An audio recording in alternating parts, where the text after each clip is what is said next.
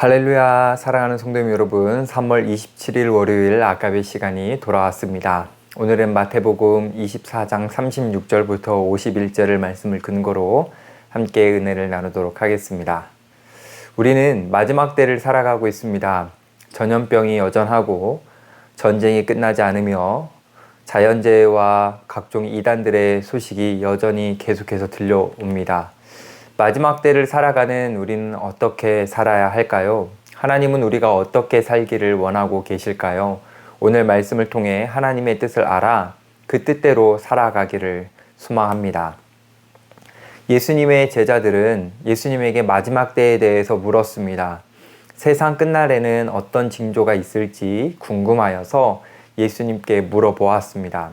그래서 예수님은 예루살렘의 멸망의 때와 예수님의 재림의 때를 구분하여서 말씀해 주셨습니다. 먼저 예루살렘의 멸망의 때에는 앞선 본문인 15절에 나오는 것처럼 멸망에 가증한 것이 거룩한 곳에 선다고 말씀을 하셨습니다. 예수님은 예루살렘의 멸망에 대해 구체적으로 말씀해 주시며 그때를 특정해 주신 것입니다. 그런데 주님의 재림의 때, 다시 말해서 이 세상의 종말의 때에 대해서는 그날을 특정해 주지는 않으셨습니다. 그 대신 그때에 대해 우리가 알아야 할 것을 분명하게 알려주셨습니다. 그것이 바로 오늘 본문입니다. 우리 36절 말씀을 함께 볼게요. 그러나 그 날과 그때는 아무도 모르나니 하늘의 천사들도 아들도 모르고 오직 아버지만 아시느니라. 예수님은 세상의 마지막 날의 시기는 아무도 모르고 오직 하나님 아버지만 아신다라고 합니다. 그때를 천사들이 모르는 것은 당연할 수 있으나 아들이신 예수님이 모른다는 것은 너무 놀라운 표현이죠. 여기서 예수님이 모르신다라는 것은 예수님이 정말 무지하셔서 모르신다는 것이 아니라 예수님은 그때에 대해 아버지 하나님을 전적으로 의존하고 있으시다라는 겁니다. 예수님의 이 표현은 아버지가 계획하신 그때가 반드시 오니 예수님에게 그때가 언제이든 상관없으시다라는 것이죠. 그래서 우리 인간이 이 시기를 계산하는 것은 무의미한 것입니다. 그 시기를 예측하고 말하는 것도 무의미한 것입니다. 어쩌면 그것은 자신의 무지를 드러낼 뿐만이 아니라 예수님도 모른다고 하신 것을 안다고 말하는 교만의 죄가 될 뿐입니다. 예수님도 아버지 하나님의 때를 순종하실 뿐이니 예수님을 따르는 우리도 그때를 알려고 하기보다는 예수님처럼 순종하면 되는 것입니다. 예수님은 마지막 때가 언제이든지 상관없으시다는 의미로 그때를 모른다고 하셨습니다. 이제 이에 대한 설명을 해주시기 위해 노아의 때를 예시로 들어주십니다. 예수님은 37절에 나오는 것처럼 노아의 때와 같이 예수님이 재림하실 것이라고 하십니다. 사람들은 노아 시대 당시에 홍수가 있을 것이라고 상상하지 못했습니다.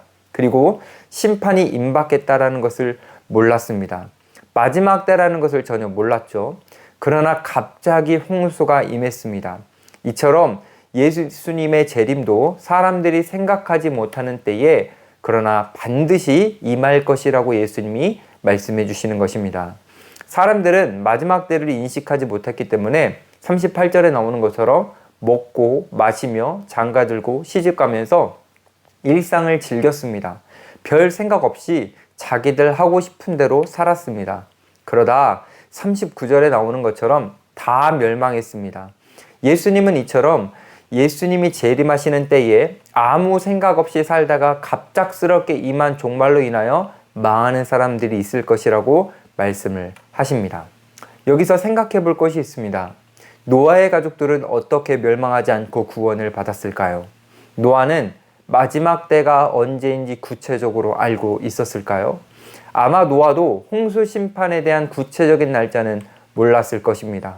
그러나 자신이 살고 있는 때가 마지막 때라는 인식을 가지고 믿음으로 살았기에 구원받은 것입니다. 예수님은 마지막 때에 대한 구체적인 날을 아무도 모른다는 것을 강조하시기 위해 비유를 들어서 설명을 해주십니다.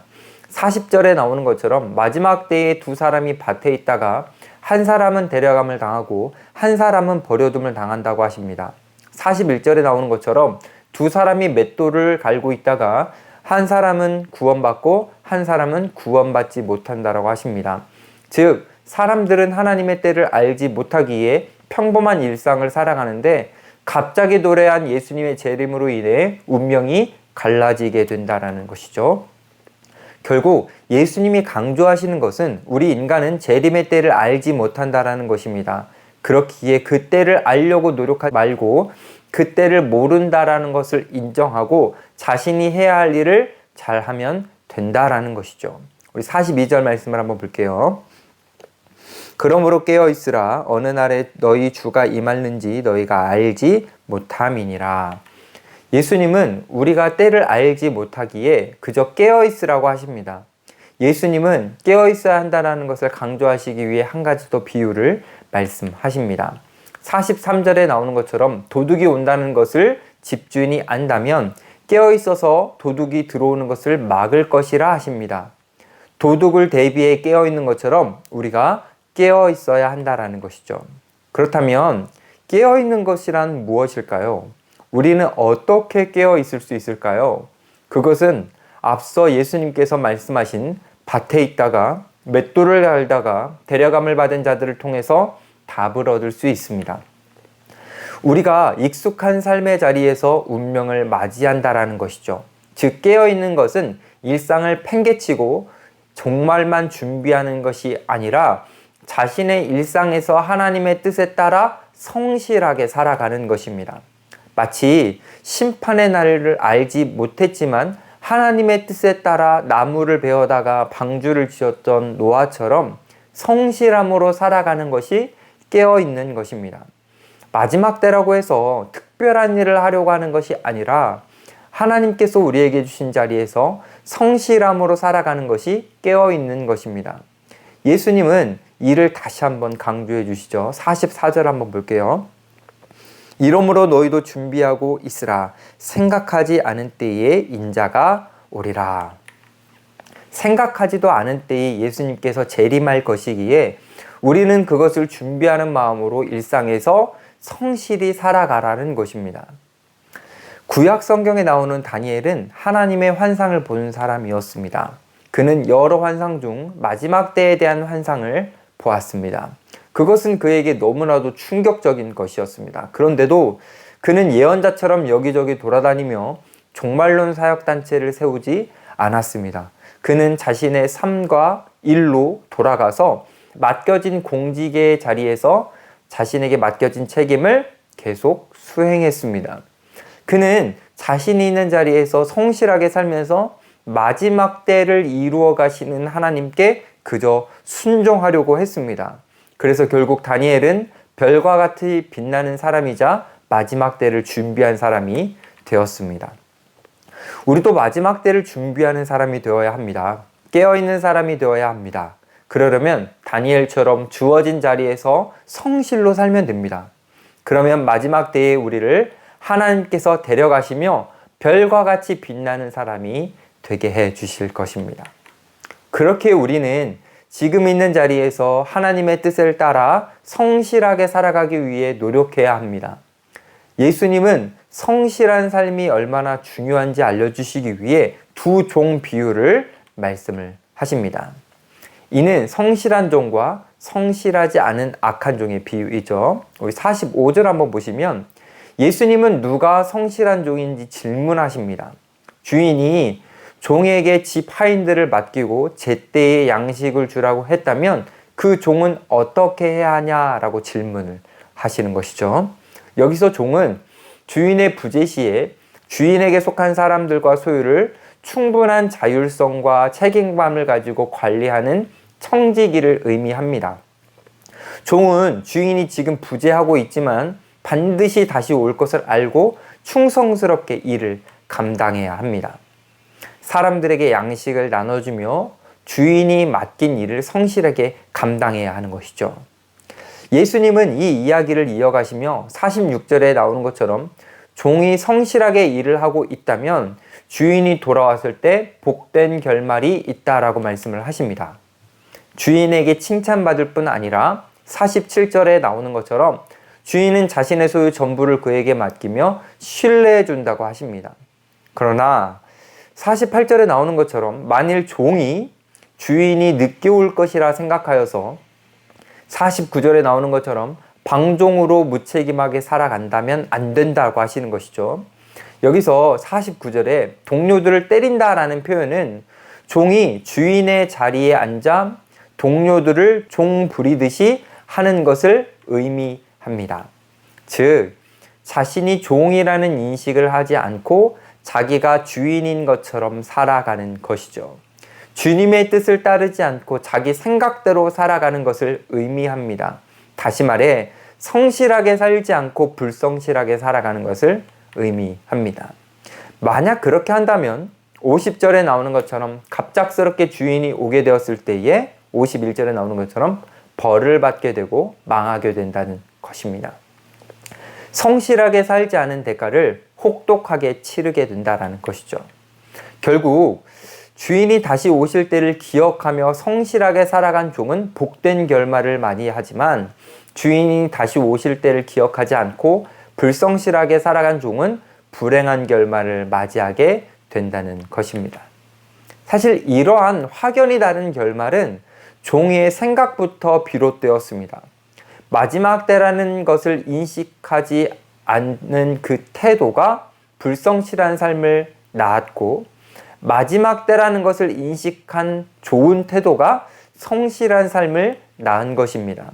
그렇게 우리는 늘 깨어서 마지막 때라는 것을 인식하고 성실하게 살아가야 하는 것입니다. 예수님도 이 땅에 사실 때에 마지막을 항상 기억하셨습니다. 그래서 예수님에게 주어진 시간을 낭비하지 않으셨습니다. 예수님은 피곤한 몸을 가지고서도 병자들을 밤새 고쳐주시고 사람들을 가르쳐주시고 복음을 전파하셨습니다. 특별히 제자들이 지쳐서 쉬고 있을 때 예수님은 마지막을 기억하시며 산에 올라가 기도하셨습니다. 잠시도 시간을 낭비하지 않으시고 하나님의 뜻에 따라 성실하게 살아가셨습니다. 그래서 예수님의 삶은 너무나 복된 삶이었고 그 삶을 따라 살려는 우리에게 복된 본이 되어 주셨습니다.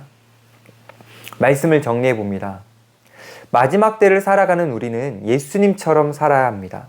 마지막을 기억하고 성실하게 살아가야 합니다. 하나님이 우리에게 주신 뜻을 따라 자신에게 주어진 일상을 성실로 살아내야 합니다. 우리는 마지막 때라고 해서 평범한 일상에서 벗어나려고 할 필요가 없습니다. 우리는 그저 매일매일 말씀을 묵상하고 그 말씀을 따라 예수님처럼 하나님의 영광을 위하여 살아가면 됩니다. 그러면 어느 순간 밭에서 일하는 한 사람처럼, 맷돌을 갈던 한 사람처럼 호련히 하나님의 부르심을 받게 될 것입니다. 그 부르심이 얼마나 영광되고 감격스러울지 우리는 온전히 상상할 수는 없지만 우리가 상상하는 것을 넘는 감격과 영광이 있을 것입니다. 사랑하는 성도님 여러분, 우리가 살아가는 시대는 마지막 때이니 더욱 말씀을 붙잡고 성실하게 살면 좋겠습니다. 마지막 때를 최고로 잘 준비하는 것은 일상의 성실함임을 기억하시고 성실로 살아내시기를 소망합니다. 그래서 다니엘처럼 일상 속에서 별과 같이 빛나는 존재가 되고 노아처럼 일상 속에서 방주를 만들며 가족을 구원할 수 있는 존재가 되고 예수님처럼 일상 속에서 많은 사람들에게 복을 주는 존재로 살아갈 수 있기를 소망합니다. 기도하겠습니다. 하나님 아버지, 우리가 마지막 때를 살아가는 것을 오늘 말씀을 통해서 다시 한번 깨닫게 하여 주셔서 감사합니다. 주님이 곧 오신다라는 사실을 기억하고 우리에게 주어진 일상 속에서 주님의 뜻을 이뤄가려는 성실한 몸부림이 있게 하여 주옵소서.